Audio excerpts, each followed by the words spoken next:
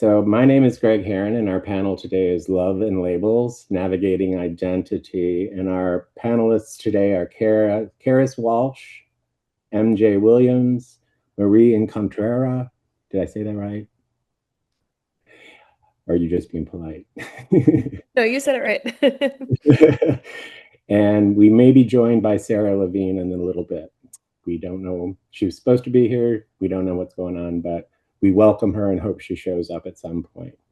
So as we dive into this panel, I'm going to ask each of the authors to introduce themselves, show off their new book and tell us what it's about, and then perhaps dive into creating the character and navigating the identity of the characters in the book they've written. And I'm going to start with you, Karis, because there you are. There's Karis. Hi. Yeah, I'm Karis Walsh. I live in the Pacific Northwest, and most of my books, well, all of my books are set in this area. Just have a real passion for that. And I write contemporary romances, and I have 2 romantic suspense series as well. And one of those, the third book, is Big Corpse on Campus, that came out last year in, I think, June. And then in December of last year, my book, Love Takes a Village, came out. This one's about 2 people in Leavenworth, Washington, which is a little Bavarian village and not the prison. And one of them makes chocolate, and the other one is the kind of unwilling chef at a new German restaurant. So, yeah. And how about give me a character quirk from your main character, just off the top of your head. Yikes, look at this deer in headlights. A character quirk? Yeah. Let's see. Lena is, well, she's always very cheerful, but she kind of has lost her way in this whole experience. But she's just always one of her, and this isn't really a quirk, but it's just a tendency, is that even though she's going through all these problems, she's very much trying to lift up other people, and not like when Devin outshines her with her chocolate at their chef dinner. Instead of, she's kind of tempted to say, like drop them on the floor or something, so she's not outshined so much, but she's just so willing to praise her and be proud of what she's done. And even though her own dinner was kind of a flop. So that's just something that I love about her. So she's more of a supporter, that she's more concerned about other people than her own needs a little bit. Yeah, she's pretty good at kind of laughing off her own shortcomings or her own mistakes, and really celebrating the good things that other people do. So, that's very interesting. Thank you, Karis. You're welcome. All right, next I'm going to ask MJ. Same question. My name's MJ Williamz. I live in Puerto Vallarta now. I escaped the U.S. Last January. My most recent book is Chasing Her Scent, covered by Tina Michelle. The book is about Lisette, who owns a bookstore in Quebec City, and Sheridan, who's a neurosurgeon from Houston, who happens to be in Quebec City for a conference. They meet at the bookstore, and obviously sparks fly, as they normally would do. Sheridan can also open she holds the key to open a mysterious box that's been in a hidden room in the bookstore, which reveals a treasure map. And the book's kind of about them trying to figure out where this map is in Canada, where X marks the spot, and they're just trying to find the treasure somewhere in Canada. So that's what my book's about. So it's kind of like a romancing the stone kind of thing. Yeah. That's very cool, MJ. That sounds like a lot of fun. Are you going to do one in Puerto Vallarta too? Yes. All right, Marie, welcome aboard. You're up, girl. Tell us about yourself, and tell us about your book, and tell us about your main character. Yeah, thank you. Well, thanks for having me. I'm Marie Incontrera. My book, Musical Theater Mondays, just came out this month. It is about Sol, or Soleil, who is getting her off-Broadway debut as a musical theater writer. And just as her career is blowing up, her love life falls apart. So her friends sign her up for a dating app, and she meets Veronica, Wall Street seductive type who kind of comes into her life at the wrong time. And then she has Maya, a road-hardened truck driver who is offering something slower and sweeter, and she sort of has to decide what she wants. Along with that, Musical Theater Mondays is also a tribute to it's a reimagining of sort of the cishet male traditional message of, artists have to sacrifice everything. And so I wanted to reclaim that that narrative that you see in things like Sunday in the Park with George and Tick, Tick, Boom. So Soul is kind of a, lone wolf for much of the book, and she's very hardened and guarded and repressed. And then, lots of things happen. The quirk for her is that she regularly has conversations with her dead music teacher. And so she sort of like imagines him and has conversations with him about life and art and all of that. Oh, that's amazing. That sounds really interesting. Congratulations. Is this Thank you. How many is this for you? So this is my debut with Bold Strokes, and I'm coming out with another one, Showmance, which is also about a Broadway writer. I do write other things, but I've had a long career in theater, and it's a great framing device to be able to write from. Sounds like it. Congratulations. That must be very exciting. Mm-hmm. And welcome to the group. Thank you. Moving on to Karis again. Karis, how many books is this year, Karis? I think Love Takes a Village is number 22. Has your method of writing changed much since you first started between then and now, creating characters? Do you find yourself falling into making the same mistakes that you did before? I think my process is pretty close to the same. I tend to start with either I have an idea for one character, or usually for me, it's kind of the setting and whatever like profession belongs in that setting in my head. And then I kind of create the characters that fit that. So, and I think that's how I've done a lot of my books, is that's kind of what's come first. My very first one, though, I think was more the character of the violist, Andy. And then everything else kind of fell in place from that. But since then, I think I'll pick a place where I want it to be. I'll pick what kind of the background careers are, and then the characters just kind of grow out of that. Is it important to do a lot of research on the backgrounds and things, their backstories and so forth? I do. I don't know that I'm not like making diary entries and that kind of thing. Too much, that is kind of hard for me. But they just kind of, there's a point where they start to feel like a three-dimensional person character.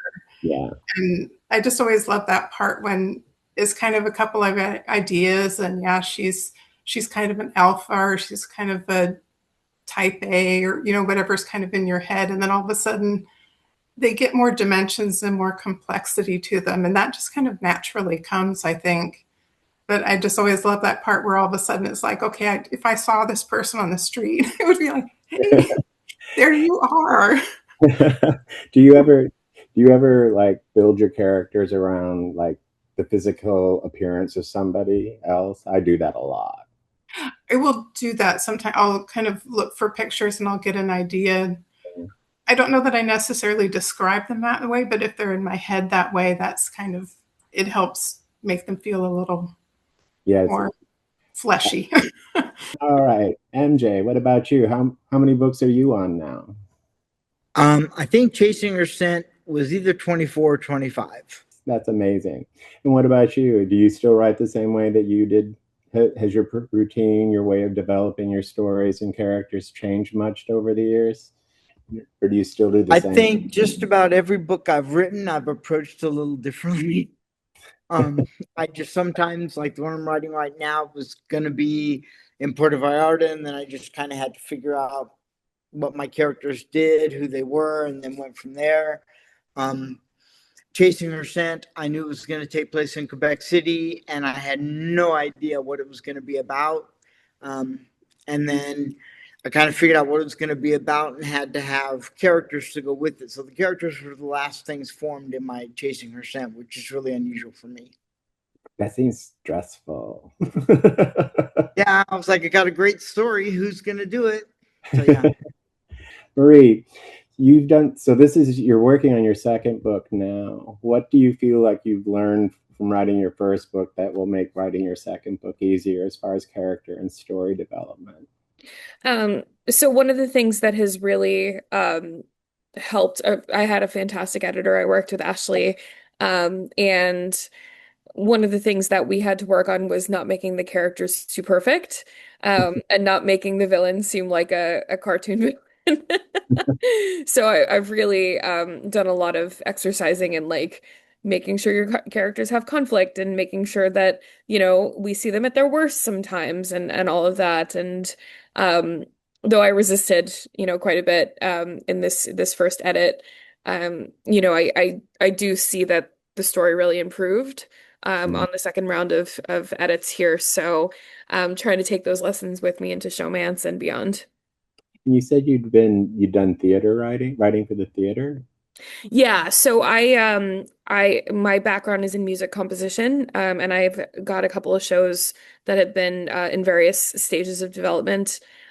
One made it all the way off Broadway, and it was supposed to get its off Broadway debut, but we lost our National Endowment of the Arts grant, so it didn't happen. But the thing is, nothing gets to the stage quickly, so you could be in development for 12 years or what have you if you ever get anywhere. So I started writing musical theater Mondays as a show, and I kept getting stuck. And so I said, let me write prose. It's what I know. It's because I needed something to inform my lyrics. And so it ended up being its own book, and I went, okay, this is cool. I'll just see if anybody's interested in publishing it. And so the book has lyrics in it. The assumption would be that you'd write really good dialogue. I would. Well, we hope. You all can tell me if I've written good dialogue. Sounds great. It sounds like and your next one's also going to be set in the theater world. Yeah. So it's another, sort of like theater writer kind of thing. I do write other things. I'm sort of mapping out my third. And that's not about theater, so Well, getting outside the comfort zone a little bit there. Yeah. That's good. It's always good to challenge yourself. And it sounds like you're doing a really good job of challenging yourself. Thank you. And so it's very exciting. Very, very exciting. All right, Karis. Yes. What was the most difficult character you've ever had to write? One of my most difficult ones was in my first The Mounted Police series, when I wrote the sergeant story, which was, I think that was the third one. But I had gone into it just kind of with the idea that I would write more than one, but I had some characters in there that I wanted to bring in. But then it was kind of like there were traits and personality quirks for her that needed to fit the story and the mystery once I got to her story. And that was more of a challenge. I think I like how it turned out. I'm happy with it, but it was a little bit different process than I was used to. And I think in my second, the University Police series with the three, I think I went into it with a little more of a developed idea of the characters as they were going through, which made it kind of smoothed out that process. But it was a learning experience for me, and yeah. Oh, cool. Would you do that? Who was the easiest character the one that came to you the easiest? That would be Jamie from Worth the Risk, my second book, which it was kind of a difficult book because it was my first time writing after having done a proposal and a synopsis and then I sold it. I had a contract and had to write under contract, and that was a very different feeling from my first one, which was just kind of I'm kind of playing with this and seeing if I can do this. But Jamie, our life stories, our situations, everything's completely different, but she's the one character that felt most me. And so she was just, which says something weird about me, I think, but she was just a blast to write, and I felt really connected to her. And then there were horses in the story, so I felt very connected to the story too. But Awesome. yeah. MJ, who was the most difficult character you've written so far? Again, I haven't even submitted a proposal, Like the new but my most recent book, most of my books are erotic romances. There's like a couple regular romances. Most of them are erotic romances. So in this book, I'm writing an ice queen, and she's difficult because she's not my usual, let's do this, that, and the other thing, and then we'll figure things out later. She's like, no, we're not doing anything. I don't like you. I don't want to be around you, which is really hard for me. Those kind of people intimidate me, and I'm not comfortable around them. She's probably the hardest I've written so far. All right, I got a good question from the chat. As a writer, is labeling your characters important to you, like butch, femme, neurodivergent, etc.? And what are the pros and cons of using labels? I think in every one of my books, there's a butch femme. I don't do butch. I don't do femme. There's always butch femme. And I think it's important for representation that, you know, if your character identifies as butch, that they're comfortable as being butch, that they're showing that it's okay to be butch. So I think it's important to actually use the label. Sometimes I'm not a big fan of labels in life, but when it comes to my characters, I like to use the labels with them because I like people to feel represented. What about you, Karis? How do you feel about that? In my books, I guess the dynamics between the characters are maybe softened from that. I don't know that I normally do label them. I think it would be important if I were creating a character who is really a little more representative of that. But it's not something that I normally have had in my books where there's a strong labeling of any. Yeah. So more like what you were saying with yours, where it's, yeah. Okay. It's a great question, though. It is a great question. Great question. Marie, what do you think? I'm sorry to put you on the spot. No, not at all. Well, I think it is important, you know, in both Musical Theater Mondays and Showmance, the love interests are trans. So for me, that's important, and it's an important thing to do respectfully. I think that is not my lived experience, and so, you know, I always have some sensitivity reading and everything, and want to make sure that the characters feel three-dimensional. So I do use labels with that. I use Soul in Musical Theater Mondays uses she, they pronouns. So, you know, I think especially coming from a queer perspective, labels, you know, we use labels so much in the community that I want these characters to feel like, you know, the reader can see themselves in them. Like how many young people don't identify with butch now, and you prefer mask instead of butch. How do you deal with that in your work, MJ? If you're doing a butch femme dynamic, I guess it's mask femme now? Is that correct? Actually, in the book I'm working on now, there's a conversation that happens about, you know, the Ice Queen refers to the character as cocky butch, and the character is like, I prefer masculine, thank you. I'm not. And then it's like, are you a trans? No, I'm not trans masculine. I'm just masculine. I'm not, you know, butches for like Stonewall days, or so, she says something like that. So yeah, you gotta stay up with the times. You gotta stay up with them, but at the same time, you do have to pay homage to the people that came before. I definitely agree with that. Okay, great. What do you think, Karis? I want to say that I like that idea that MJ was just saying is kind of bringing it into a dialogue between characters. So it's not necessarily that you're just kind of putting a label in a description, Yeah, but that you're kind of having that. And it's organic to the story. Yeah. yeah, some of mine have had that, and sometimes it can be kind of a subtle conversation, like in Love Takes a Village, where she references her former name. One of the characters is trans, and she references her former name in a conversation, and it's just kind of a subtle way to do it while acknowledging it and making it so that everyone's very open about it in the conversation. And I just like the way MJ put that, because instead of just always having it be that you label someone when you're describing them, that's a really unique approach, and I like that idea. Yeah. What about you, Marie? What do you think?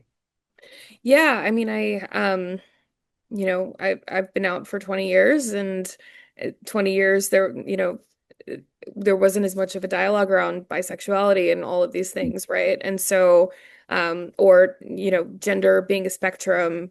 So I try my best to, just stay in contact with the community and know what the language is now. But I agree, sometimes the age of the character matters, and that could be part of the dialogue.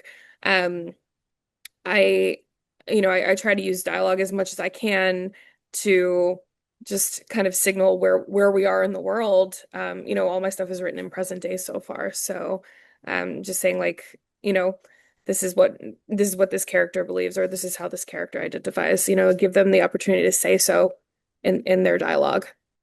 How much of a responsibility do we have to our community to educate them versus the responsibility to make them feel seen and heard and listened to and understood? What do you think, Karis?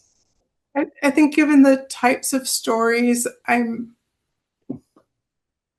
sometimes see myself not so much educating as creating a safe place where someone can imagine themselves and think, I would like to be in that world because I would be seen, I would be accepted. Maybe not by every character. I mean, there still will be someone's parents there still will be issues, but I think my books would lean a little more in that direction. Approaching it with honesty sometimes is kind of the key to, you might not be aiming to educate, but you're being honest within the story and with the relationships and with what people are having to experience and what they've gone through. So, yeah. I'm going to toss it to you now, MJ. I think as far as educational goes, I think that if a straight person picked up my book, they would get educated. Mm-hmm. In some books, probably too much education. But it's the way of this life. But as far as for the community, I think really, like Kara said, giving them a way to escape, a way to see a safe world, maybe let them believe that there is some place I can be that is safe, and that the world isn't such a scary place as it seems. Just give them an escape and give them a chance to identify and see themselves represented and know they're not alone. I think that's more important to me than educating the community, our community. I think so too. I agree with you. Marie, what are your thoughts? Yeah, well, in musical theater Mondays and Showmance, I've written a very queer world for the characters, right? So there's no educating about coming out. There's no, nobody's shocked. Nobody doesn't understand anything. Um, and I'm planning another book after Showmance, that goes against that. It's about an estranged daughter who comes back to save the family business, and like, dealing with the homophobic families and people who don't understand things and all of that. So I'm planning on getting my comfort out of my comfort zone on that really soon. But For Musical Theater Mondays and Showman's, I really wanted it to just be escapist for queer people, right? Like I wanted it to be like, oh, this is what life is like, and we don't have to sit through listening to somebody, educate anybody else on what sexuality is or how we came out or anything. It's just like a fun time in those books.